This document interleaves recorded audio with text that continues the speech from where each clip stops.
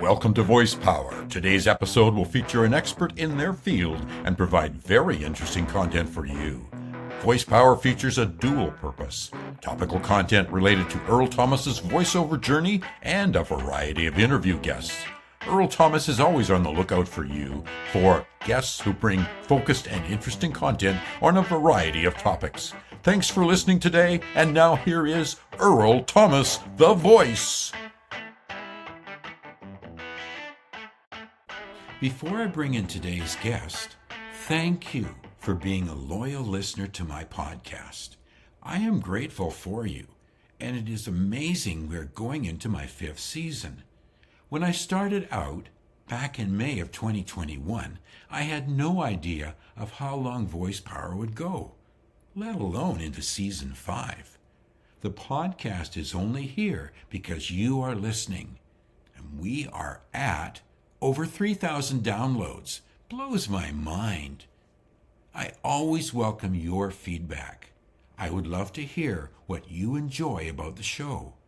Send your thoughts to duke.earl@shaw.ca.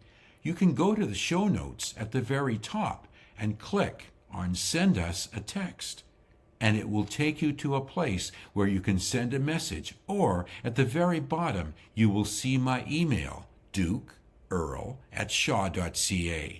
I really enjoy podcasting, and I'm grateful for your loyalty to Voice Power. Now let's say hello and welcome my guest. Welcome to Voice Power, Season 5, Episode 14, with my returning guest from Season 3, Michael Tudorie, a respected real estate advisor with RE/MAX. Michael is known for his clear, data-driven insights and human-first approach to buying, selling, and downsizing across Vancouver's most dynamic neighborhoods. Impressively consistent over 15 years' experience, helping hundreds of clients make confident, life-aligned decisions in shifting their real estate landscape. Michael's philosophy is simple yet powerful. Real estate is not about testing the market. It's about timing your life. Clients consistently describe him as professional, diligent, and always willing to go the extra mile. A valued client said, "Michael doesn't just sell homes. He listens, plans, and delivers." We felt supported every step of the way. Michael immigrated to Canada with a vision of building a meaningful life, a career rooted in service to others, integrity, and connection to the community. Starting from humble beginnings, he grew his business by focusing on trust, precision, and the human side of real estate. I am grateful for Michael returning to guest on Voice Power and for his well-defined purpose of bringing clarity and integrity back to real estate conversations. Through storytelling, market insights, and his grounded advisory style, he helps people interpret data through the lens of their life goals. I'm very grateful for his appreciation for Voice Power and his being of service to his clients as a real estate advisor with RE/MAX.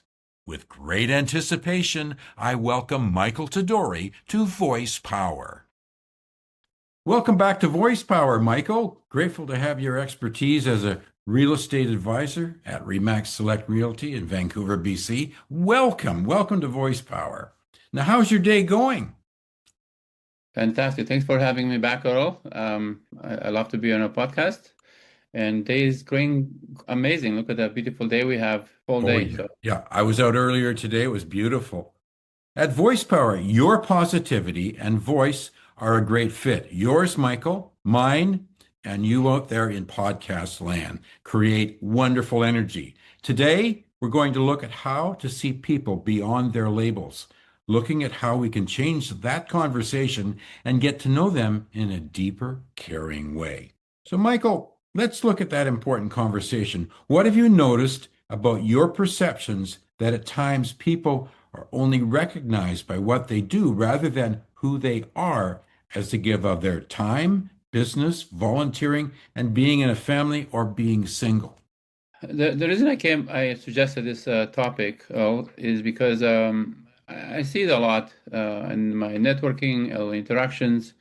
Unfortunately, as a society, we become who you are as a person, not and they see you as a profile, right? So um, I'm in the real estate business. Before real estate, I spent 15 years in hospitality management, and the reason I switch over is because people business. So I care about people. It's not about me; it's about others. And I notice that's not the case with the other people I interact with, whether it's networking event, you mentioned volunteering, or the single conversation one might have. Using your platform, which is has grown since last time I was here, you're doing something right. You're doing an amazing job. Thank you. Uh, I want to kind of help spread the word of people to think, take a moment and think when you interact with somebody, not about what's in for you, but what's in for them, how you get to know that person. Then if you start focusing on other people, then you have deeper connection, you have built some trust, and then the results will come. So if you love what you do in interacting with people, make connection, results will come. And people always remember how you make them feel. It's not about Yes. how you what you do, but how you make them feel. So I'm sure listener can think of a situation where I don't know, or the store or somewhere at the airport, they make them feel not appreciative, no value, and I hope with this podcast topic, people to think a little bit more and kind of spread the good word out there and good this good vibe and this topic to think about this topic when they go to a networking or whatever interaction they might. Yeah, and I find that too, finding what is the interest of the person, asking them questions about that, because people do like to talk about what they're interested in. Now, what's one thing listeners can start doing today to see others and themselves beyond labels? Think about reframing the conversation. So try to lead with curiosity, not credentials. Instead of asking, what do you do? Maybe ask, what inspired you to do what you do? Hmm. Such a small gifts can open up the conversation. In real estate, a couple might say, I just need more space. But what they really mean is we need more space, privacy, or a new start. I understand the story, just the specs.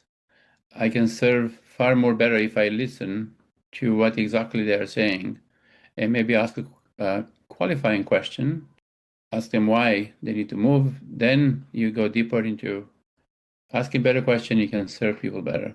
So that can apply in real estate or any other industries. Yeah, and it's really important listening, really focusing on what they're saying, and that's where follow-up questions will come to get to know Right. them better beyond the label. Listening with intent to understand. I find that when I was in a hospitality business, I was paying attention.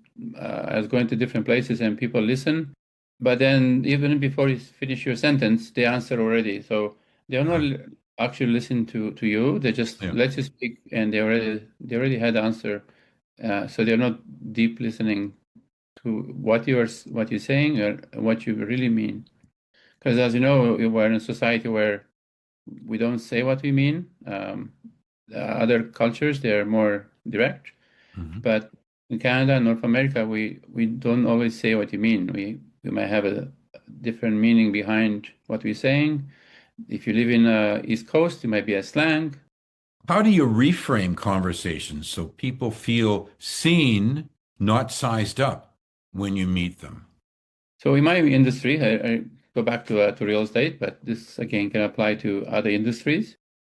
We categorize, first time buyers, investor, luxury seller, but those are just labels, just a transaction, right? For some agents, but the human side is a transaction. A young family expecting a child, a retiree ready to simplify their life, or a parent just managing real estate. When I start focusing on transactions and start seeing transactions as a people, I went farther than being just a realtor, just being an advisor, which means I guide people through the emotional decisions which affect their life through real estate.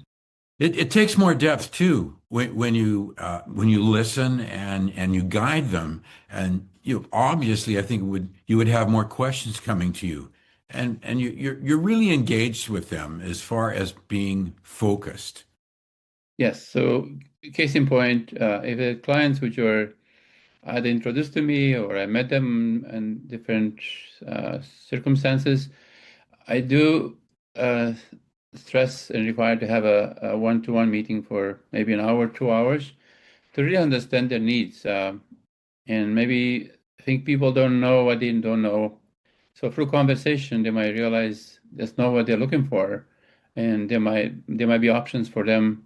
They might be thinking to move to a duplex, but there might be option to step up to a house versus duplex. So having a meaningful conversation, knowing why they're making this move and what's important to them in short term and long term, help them define what they really want. They understand how I work.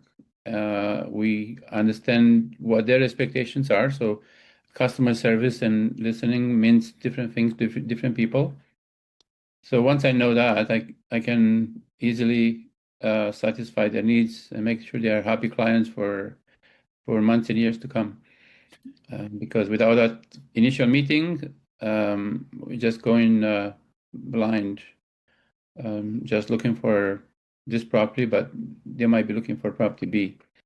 Again, and it's the listening is the key, isn't it? And listening fully, because sometimes you can be listening, but if your mind wanders off on something else, they might come back and say you didn't really hear them, and then you have to clarify. So Yeah, it takes great forethought, that's for sure. thank you. That being married for 20 years helped me to listen well. Yeah. Now, in your in your business day of activities or in your community events, how have you been recognized beyond what you do as a real estate advisor? I focus on quality, not quality oil. I think goes down to taking care of each person at a time as they're my only client. And then the word goes around.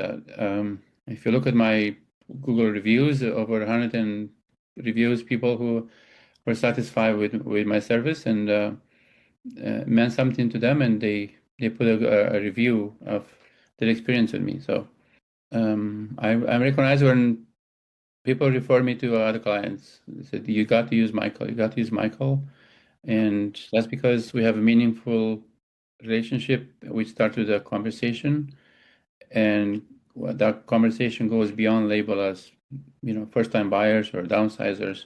They are people and they have their own needs, and I'm there to be of service and help them best of my ability. And I think because you brought up the topic, this is something you do naturally. You look at people. You don't look at the labels. There's depth to you, in other words. Thank you. I appreciate that. I moved to Canada about 33 years ago, and I have different point of view about the country. When you're born here, you're kind of in that bubble. When you come from different part of the world, move to a new country, you have different perspective. And I mentioned I work in the hospitality industry where I interacted with dozens and hundreds of people, different cultures, different personality type, different scenarios. So that helped me to kind of read people better. So in interactions, they might, like you said, people don't listen to you. They just think of something else, and even their eyes wander somewhere else. They're like, "Hello, I'm here," Yeah. but they're think about who else I can meet today, rather than focusing on one person at a time. And that's kind of I like to think of my forte, one person at a time, quality versus quantity. Now, can you share a moment when you chose to see the person, not the label, and it completely changed the outcome? I met a lady who I know from the neighborhood. She never been my client, but all the time I talk about her needs. She's live by herself. She wants to move her son. So we always talk about her needs to be in the same roof with her son and for security and comfort. As we talk about, her son lives in a condo, she lives in a coach house. As we talk about, I said, why don't we buy Vancouver specials? For those of you listening outside of Lower Mainland, Vancouver special is a one-level house, and somebody lives upstairs, they have their own quarters. Somebody lives downstairs, they have their own entrance, kitchen, whatever. So, but they're on the same roof. Suggesting to her, so one step at a time. Sell your son condo first, and start looking together. And she doesn't feel pressure, and she's taking one step at a time. She's in her late 70s, and this is a big change. I don't know if I changed the outcome, but maybe it was somebody else who be putting pressure on her to do something today versus take your time and think through and make the right decision, and put it step in front of another, one foot in step in another. That's how like I said, one person at a time, like they're my only and last client. Tell us a time when you were affirmed as a person for what you do, whether it's in community or doing your job as a real estate advisor. So in the community where I live in Kitsilano, I'm like to give back to the community. So I'm very involved with small businesses. So we have a business network. We meet once a month, and I like to engage all small businesses. So, for example, right now I'm the host of the event in this month, November, and I went and invited all the members who live in that area, so they can know what are the pain points of small businesses. For those who don't know, Vancouver or Kitsilano, it's made up of small entrepreneurs. They say 30 to 40% of people have their own businesses, Wow. either work from home or they solopreneur or they have a small team. But it's a very lonely business, or and that's one way to bring them all together. So I've been part of this group for over 10 years, and our core people who come to these events, they enjoy their company and learn from each other and support each other. So I'm trying to spread the word to engage more people to come to the table, because everyone has something to contribute and to benefit. So people appreciate that, and they know that I'm not there to sell or looking for business. I'm there to give, and business comes naturally. My dad says, "Do what you love, and money will come." That's good. I think your dad, very wise man, for sure. We do what we love. We don't have to work again. We just keep with it. Yeah. And I think you've touched on this somewhat already, but I'd love bringing out your brilliance, and I would like you to tell us what you do to make a difference in the lives of your clients, because you go the extra mile. I know that.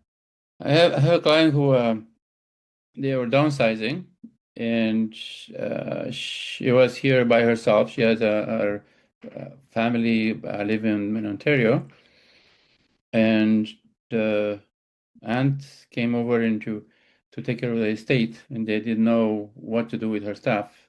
She had a house full of memories and furniture and boxes and appliances and so forth. So I provided one-stop solution to these people who were here to take care of the estate, but they didn't know what they get into, having to deal with selling the property, disposing the personal belonging, and so forth. So I assured them, need to. I have most of the solutions. You focus on what the estate needs to, the part of the estate you can focus on, dealing with the bank, dealing with the lawyers, dealing with other admin stuff, and I'll focus on decluttering, getting the house ready, put the house on for market for sale, and that's what I did. So I took off lots of weight from their shoulder. Someone coming to new city, new province, is feel like fish out of water, Hmm. and that's kind of one pillar of my business, kind of help people to downsize, especially if they deal with estate, or they're still alive and they want to downsize, but the logistic of getting rid of all the stuff in the attic or wherever, it's very overwhelming. So I put people at ease on that, and that's one example where these people were very grateful for my help, and they didn't know that exists, and I kind of brought the calmness, reassurance that it's okay, I'll take care of it. What So is it that you love most about what you do as a real estate advisor? Because as a real estate advisor, you do there's a lot of tasks. It's people oriented, but it's also content oriented. So what do you love most about what you do as a real estate advisor? the the biggest satisfaction was people get their keys for new home. So whether their first home, they're moving up to a bigger place, a new neighborhood, or somebody is happy with their negotiation, that's makes me really happy. And as the iceberg, this is just the top of it. There's lots of things we see underwater, which me and other real estate professionals do. Selling a home, sellers only want to see the results, but agents do many things. So from designing brochures, printing brochure, pictures, I think that's a given, but if you want to do it right, you need to put the house in the best possible marketing position, like picture ready. It takes a lot. You have to have a landscaper who can come help get a house ready. Have a this stager come stage the house, taking pictures. So all this organization takes time. Then there's a marketing phase. Where is the best place to market this property? Then there's negotiation phase, and then there is a closing phase, dealing with lawyers, making sure all the items are moved out, there's no damages, new buyers are happy. So there's lots of sub steps under each step, but unfortunately, people look at some people who don't fully understand the job. They look at the end result, and if they again take time and don't think just as a realtor or advisor, they have one perception what you do. Oh, just quick sell a house, make lots of money. But if they fully understand what the job entails and ask questions, then may have more appreciations of the job himself. And all that at the end makes me happy that people are happy, and that keeps on going. A lot of job satisfaction there. And you mentioned a stager. What does a stager do briefly? So a stager, it's part of my consultation when I meet with the clients. Just give them advice on how to put the house in a better position to be ready for pictures for showing. So whether it's decluttering, whether bring brand new furniture or bring some few pieces, makes it look like a show home. That's what a stager does. What makes us label people so quickly, and how has that shown up in your work as a real estate advisor? Label realtors or other professions, just because we don't take time to understand, to take a moment to breathe and understand the actual person. They let's say you go to a networking event and someone says I work in AI, and you try to connect to something about AI, or you go somewhere and somebody asks you where you're from, and you say I'm from Mexico. Oh, do you know so and so? Or I'm not from Mexico. I'm just using an example, and no disrespect for Mexicans. Um, oh yeah, this Mexican did this to me, or they make this connection of they put a label on this person because where they're from, and that's not right because every Mexican, every Ukrainian, every American is different, right? So Yeah. we all have different personality, and just look at the people as who they are and what they are, and yeah, it goes back to exactly what we were talking about earlier. Yeah, yeah, and because people are different. Not everybody's the same. We don't have the same fingerprint. We're Yeah, just exactly. So we're individuals. And because you are aware of that label question, I would think that you tend not to look at the labels of people, but at their true heart and their motivation, and that would help you in talking to people in real estate or in the community. It's a good gift to have. I like to think so. However, people have a perception about real estate uh, professionals because there's some bad apples out there, and unfortunately, we all kind of are painted with the same brush. However, there's many good professionals who do a good job, like myself, every day, and they have happy clients. But unfortunately, we live in a society where bad news sells.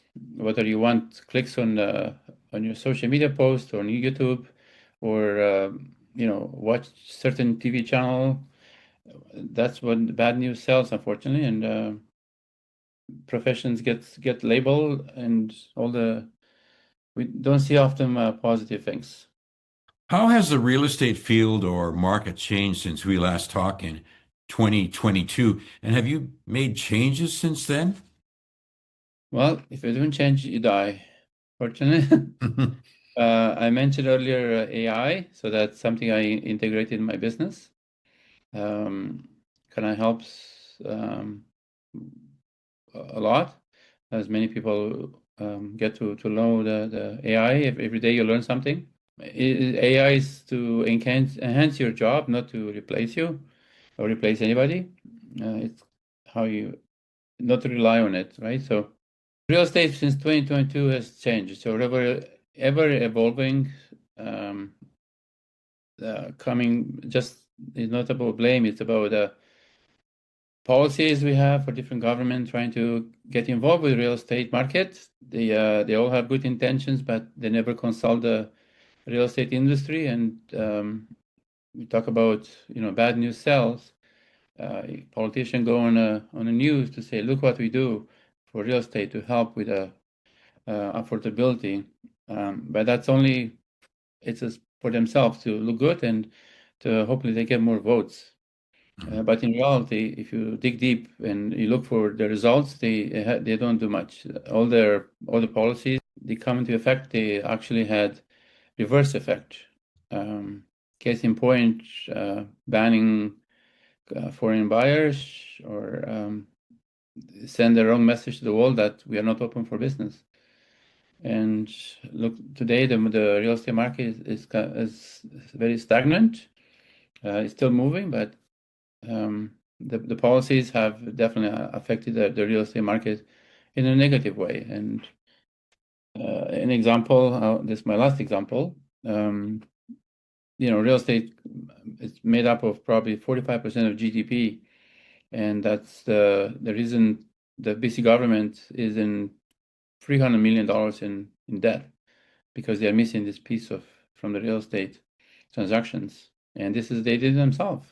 And only if they took time to listen, we talk about a few times about listening to professionals. What is the best avenue? We all want to do what's best for local residents, but there's ways around it. And real estate people who are every day in the trenches, they can provide solutions, but they were never asked. We're just given the solutions. So that's how the market has changed.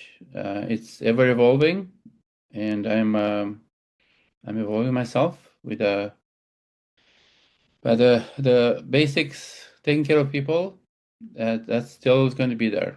I don't think ever somebody can buy a house on Amazon, or there still will be the need of agent. I hope that they're going to help the client move from face to face, and advice is hopefully is invaluable, even though there's lots of misinformation online.